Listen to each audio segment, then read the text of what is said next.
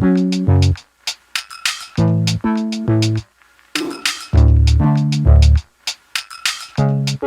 already mentioned in our previous video that working as an office administrator involves meeting new people.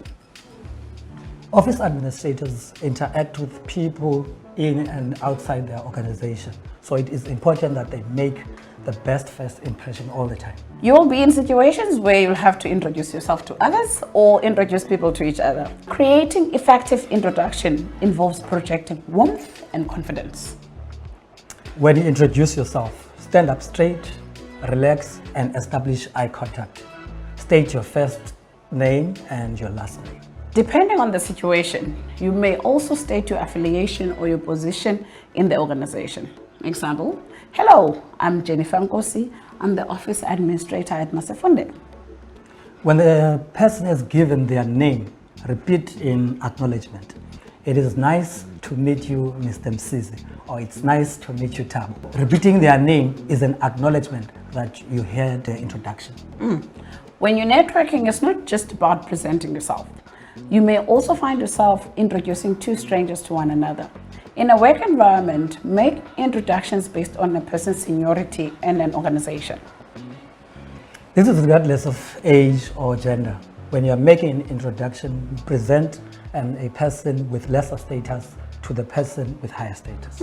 For example, Nokolo Msimang, I would like you to meet Mr. Msizi, our managing director. Nokolo is the head of academics program. Introduce strangers first. If you are introducing two persons of equal rank to one another, start with the person that you do not know. This way you can use the introduction to make the newcomer feel welcome. Mind the titles. Unless invited otherwise, stick to using formal address such as Mr. Zweni or Professor Pulu. If you want to make a good impression, know that you need to project the 3 C's.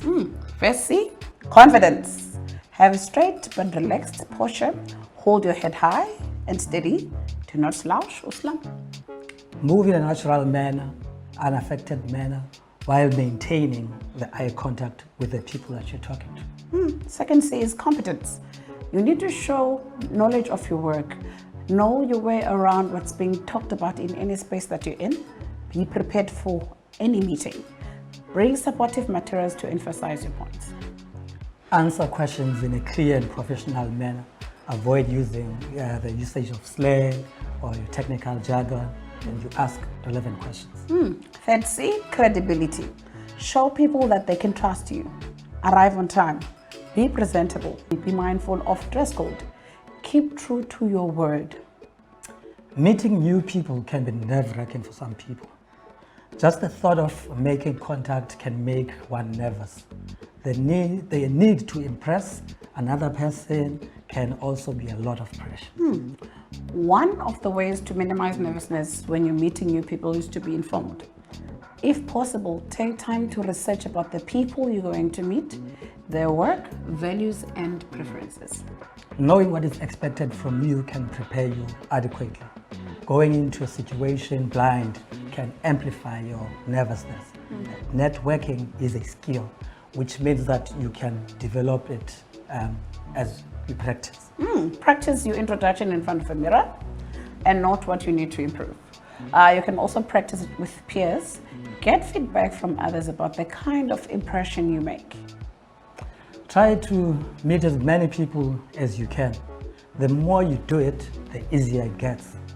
If nerve is really a problem for you, another thing you can do is identify what is it that triggers your nervousness. Is it lack of confidence?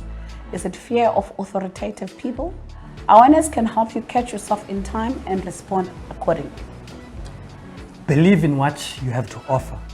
It is easy to get intimidated by how successful or famous the other person is. However, they are people just like you. Yeah, have faith in your organization or your company.